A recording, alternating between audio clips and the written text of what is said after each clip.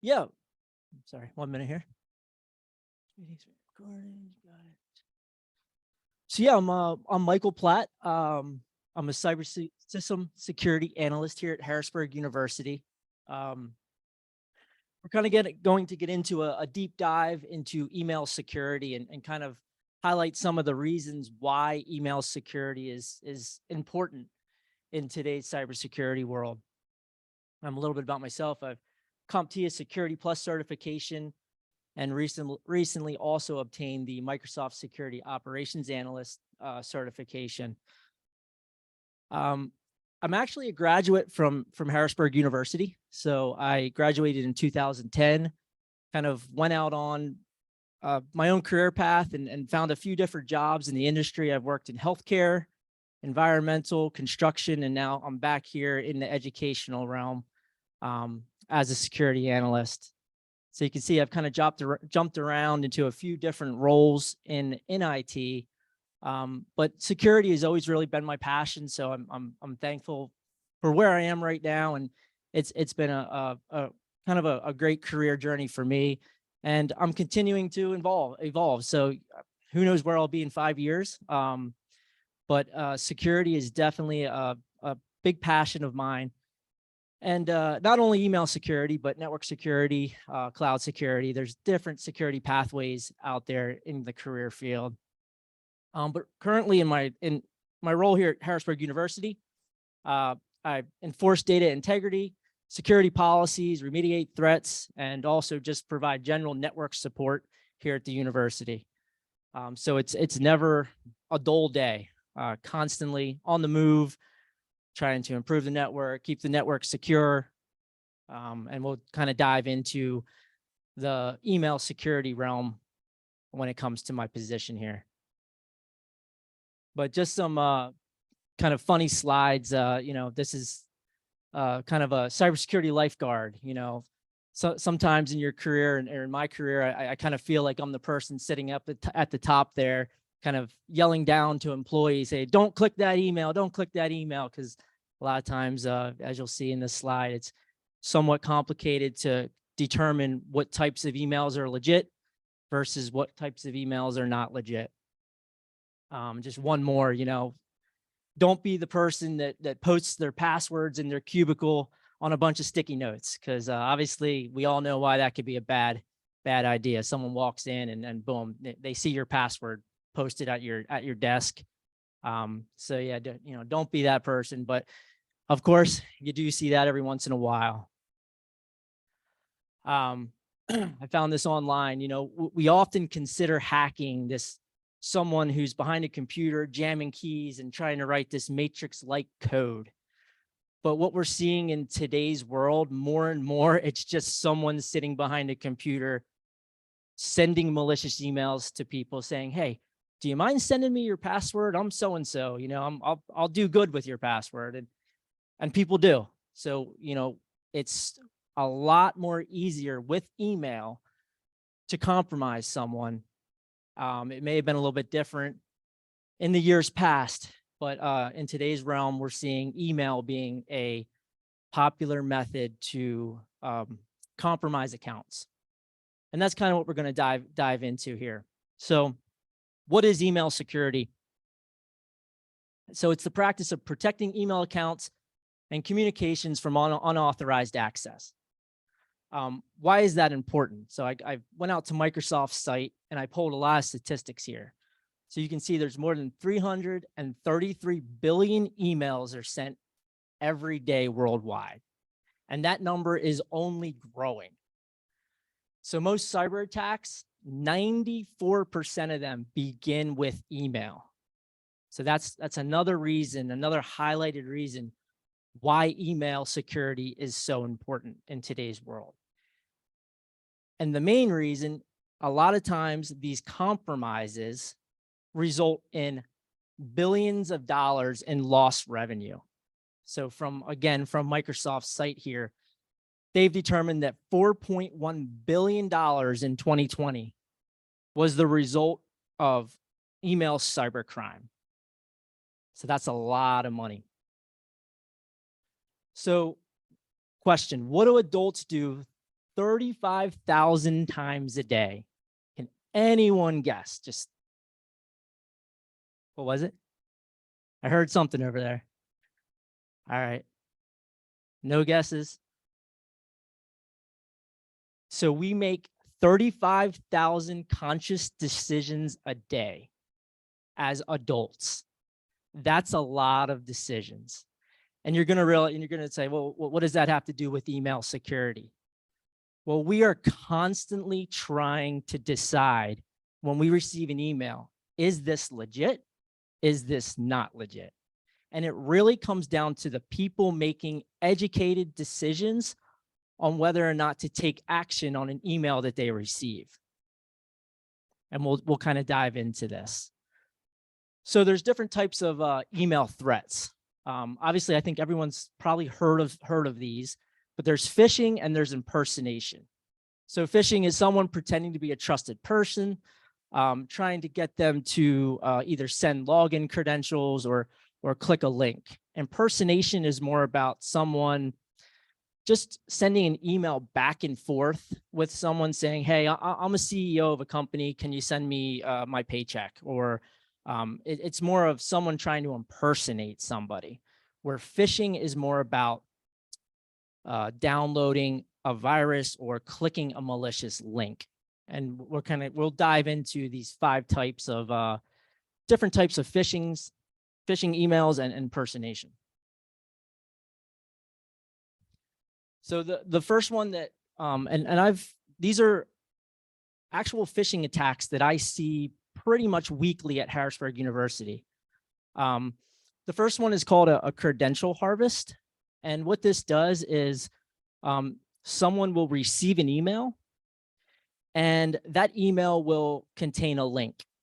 And what the bad actor is trying to do is get the person who receives the email to click the link and then enter their credentials, thinking that they're entering their credentials on a legitimate website. So here's a perfect example. On the right-hand side, you have the target. They receive an email. They actually enter, they land on a phishing website and they enter their credentials. The attacker or the hacker, in this case, now has the target's credentials and can use their credentials to do all types of malicious activity. So credential harvest is something that we're seeing fairly frequently with our email security platform. And here's just a picture of how this can occur. On the left-hand side, you'll see someone receives an email from Office 365. It's not actually from Office 365, but it's you know, looks like it's from Office 365. They're brought to a sign-in screen, again, that looks like Microsoft Office 365, but up top, you can see the domain name is, it's a fake domain. The user doesn't realize that they're typing their Microsoft credentials in, and now, boom, the hacker has their information. So this is a real-life example of how that credential harvest can occur. Another one that we're seeing is called malware sent in an attachment. And this is pretty straightforward. You receive an email. It includes an attachment. The person opens the attachment, and now some sort of code or virus is downloaded onto their computer, and it could spread throughout a network. It's just one example. Here's what this looks like. So someone receives an email. It looks like it's a Xerox document. Oh, great. I'm receiving a scanned document from Xerox, which is a copier machine. Why wouldn't it be legit? The user opens it and boom, immediately their files are now encrypted. So this is how easily it is for these bad actors to take advantage of users on a network. At this point, you have ransomware and your system is encrypted. And now your company either has to pay for the files or just live with the data loss. We're seeing that more and more. Again, here's kind of a timeline of how that plays out. This was a recent diagram from Microsoft that was released. On the left-hand side here, the user obviously receives a phishing email. it downloads malware onto their computer and the attack chain happens. Now another application is installed. Now the bad actor has complete access to the computer that it infected. It starts downloading more information, and eventually the computer or the whole entire network is encrypted with ransomware. So again, we're seeing how easily it is for users to get compromised through email security. Another type of attack we're seeing is called link in attachment, and this one gets fairly tricky. So a user will receive an email. It'll include an attachment, but the attachment itself is not malicious. What's malicious about it is the link that is embedded in the attachment. So it's a little bit trickier for virus and spam filters to pick up on, because here's a screenshot of how this occurs. So an attachment is sent in an email. The user opens the attachment. The attachment includes the malicious link. So the attachment itself is not malicious, but the link in the attachment is. And you could see this is someone receiving a fake invoice document. It says, hey, I need you to view this invoice. They go and click on the link in the attachment. It takes them to this malicious site. Again, they're presented with a Microsoft login page, which is fake and not real.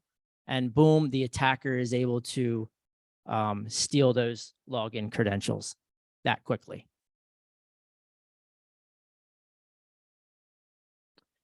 Link to malware. This is another one where you just receive an email message. And in that email message is a link, but that link will immediately download malware onto your computer.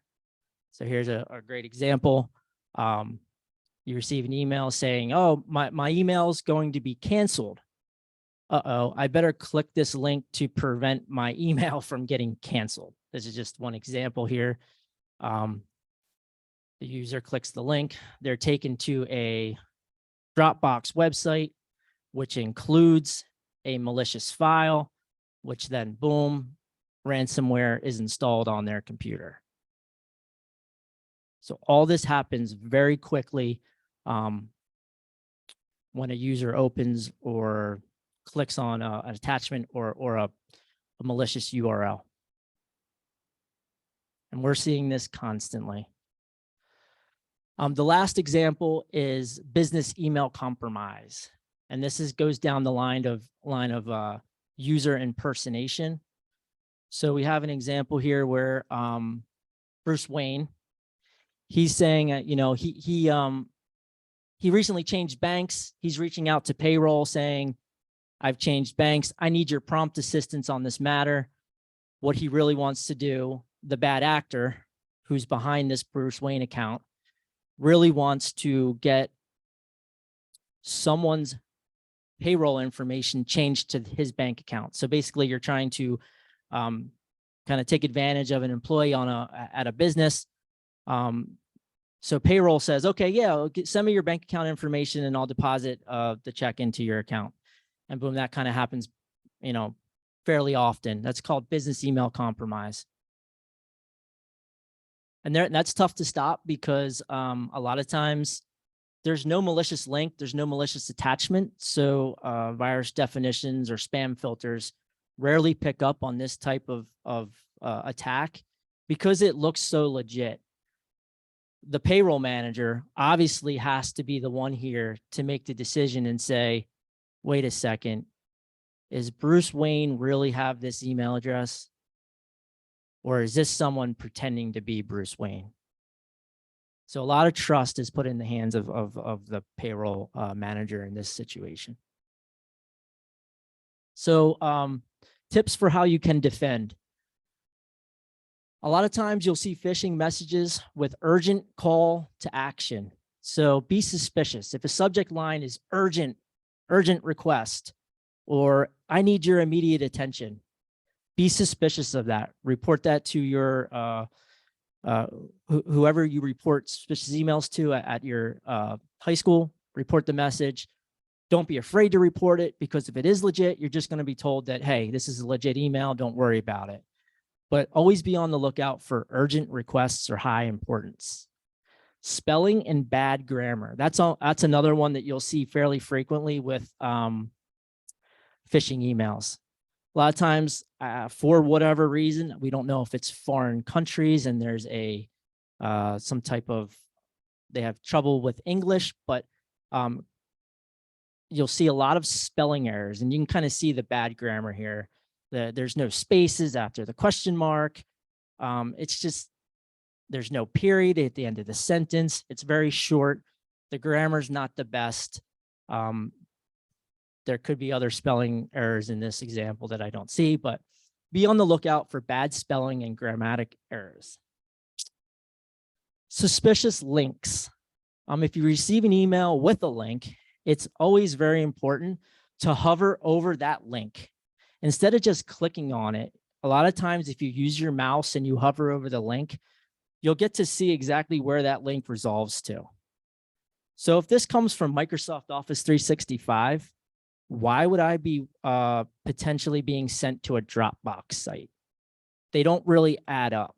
If it was a Microsoft email, you think I would be sent to a Microsoft domain instead of Dropbox. So in this case, you say, oh, this is definitely suspicious. I'm not going to click on this link. I'm going to report it.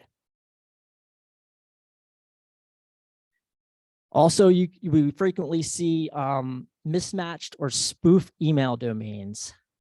And what you can see here is kind of down the same lines of what I was just referring to.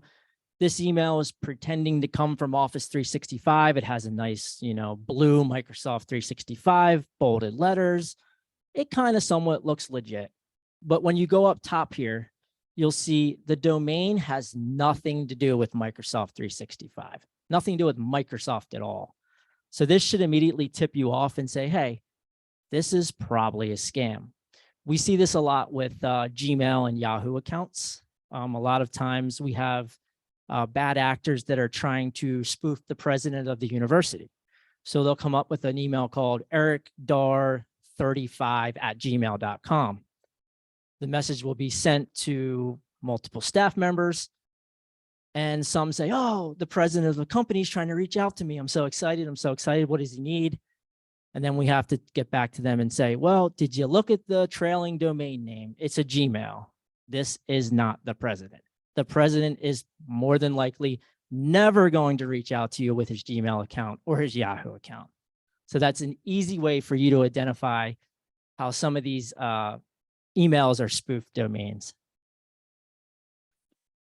So I'm finishing up here, but there's one simple action that you can take to prevent 99% of your attacks. Does anyone have a guess?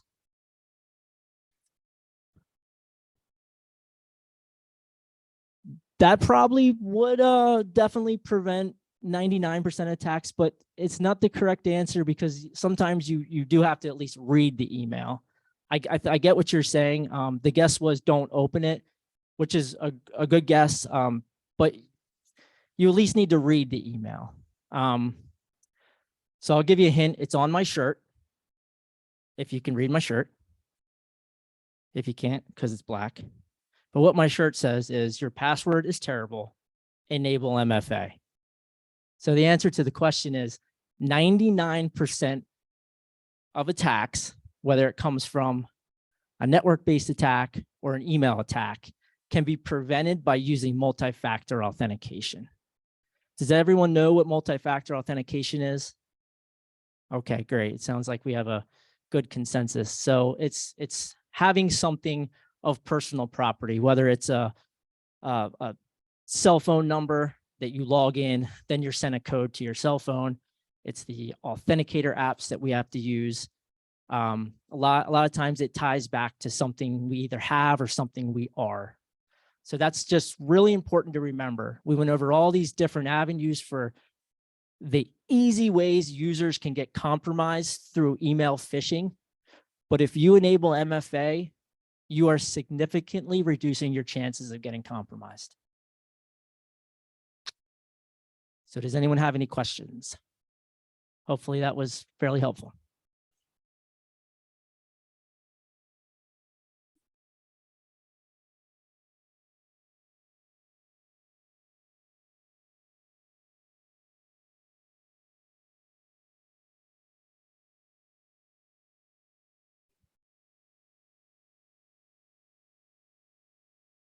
Yep. So the question was, is there any way to kind of track or prevent these types of attacks via your spam filter? Yes, the spam filter picks up probably thousands and thousands of attacks that come through as phishing. But as I stated, it's unless you're going to block all of Gmail or block all of Yahoo, it's very difficult for spam filters to pick up malicious emails that come from Gmail, Yahoo, Hotmail. Unless there's a link that stands out or an attachment that is easily identifiable as malicious. A lot of attacks do get through, but email filters are starting to do a lot of AI and advanced intelligence that are starting to pick up more and more on these types of attacks. But yes, thousands of thousands do get blocked a day through the email filter, but unfortunately, some do get through, and it comes down to human error.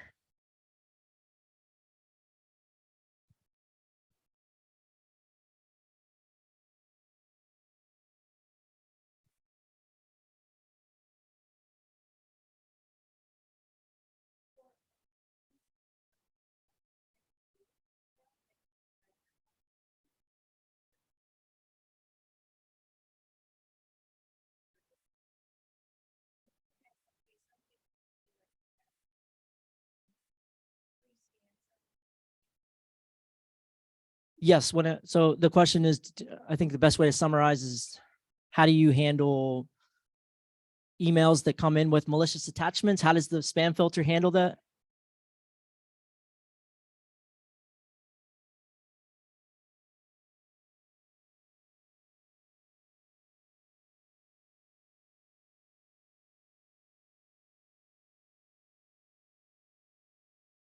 So yes, every single email that comes into the university is scanned by our spam filter. And there are instances where it'll scan the attachment and immediately put the email into quarantine. So I think that answers your question.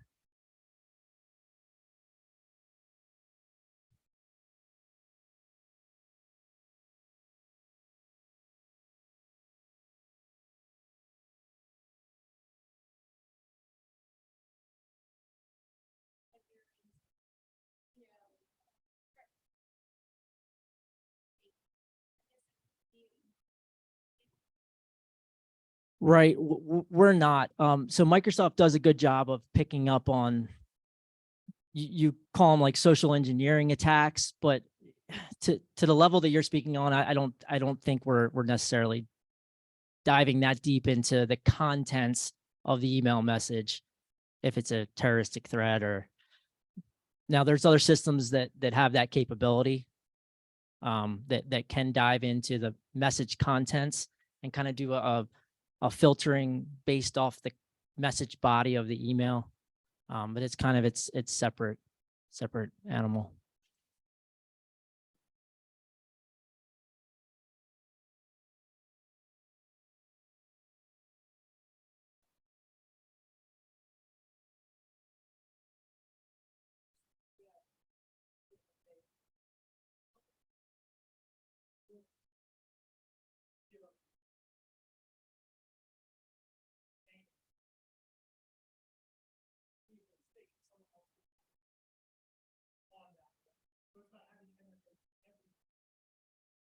Yeah, no, that's very, very important. So the question was, to summarize, is it important to have multi-factor authentication set on not only your email account, but your bank account and other accounts that you type in your password with? And the answer is yes. I mean, it's very important that Facebook, your social media accounts, your bank account, your Xbox and PlayStation devices, they're requiring you to log in.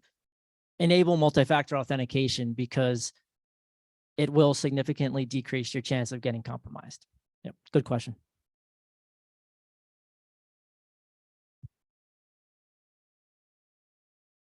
All right. Thank you. Thank you.